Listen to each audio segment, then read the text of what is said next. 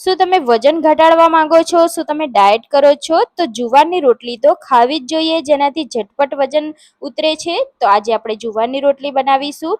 તો એક પેનમાં એક વાડકી આપણે પાણી લઈશું, એમાં મીઠું, ઘી એડ કરીશું અને જે વાડકીથી પાણી લીધું એટલું જ આપણે લોટ એડ કરવાનો છે. પાણી સરસ ઉકળે એટલે લોટને એડ કરતા જઈ અને વેલણની મદદથી આપણે તેને હલાવતા જવાનું છે.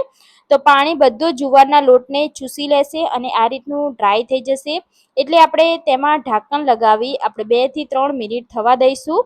2 થી 3 જ મિનિટમાં સરસ એવો લોટ બફાઈ જશે એટલે આપણે વેલણથી થોડો અલગ કરી લેવાનો છે અને લોટને આપણે ગરમા ગરમ જ એક બાઉલમાં કાઢી લેવાનો છે.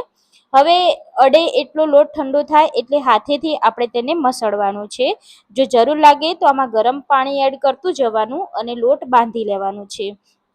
જે રીતે આપણે રોટલીનો લોટ બાંધીએ છીએ બસ એવી જ રીતે આપણે લોટ બાંધી લીધો છે.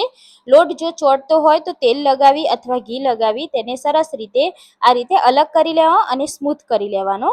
સ્મૂથ લોટ થઈ જાય ત્યાં સુધી આપણે તેને મસળવાનો. પછી આપણે હાથેથી આ રીતે ગુલ્લું કરી અને એમાં કોરો લોટ ડીપ કરી આ રીતે રોટલી વણી લેવાની છે. કિનારા આપણે આ રીતે દબાવતા જવાનું છે અને સરસ મજાનો ગોળ શેપમાં રોટલી આવી જાય એવી જ રીતે આપણે જુવારની રોટલીને વણી લેવાની છે. જો તમારે રોટલી વણાય નહીં તો તમે અહીંયા પ્લાસ્ટિક ઉપર રાખી પણ વણી શકો છો.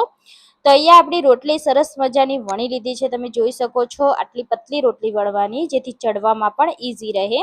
હવે તેને શેકવાનું છે. તો શેકવા માટે આપણે તવામાં એડ કરી અને નોર્મલ ડિઝાઇન આવે નીચેની સાઈડ એટલે આપણે તેની સાઈડ ચેન્જ કરી લઈશું અને આ સાઈડ આપણે સરસ રીતે થવા દેવાની છે. સરસ રોટલી નીચે ચડી જાય એટલે આપણે તેને ગેસ ઉપર આ રીતે ડાયરેક્ટ જ શેકવાની છે. આ રીતે તેને આગળ પાછળ કરતા રહેશો એટલે સરસ મજાની રોટલી શેકાઈ જશે. તો બધી જ રોટલી આ રીતે શેકી લઈશું. ગરમા ગરમ રોટી પર ગરમા ગરમ ઘી લગાવીશું એટલે રોટલી ખાવાની ખૂબ જ મજા આવશે. તો તમે પણ આ રોટલી જરૂરથી ટ્રાય કરી લેજો.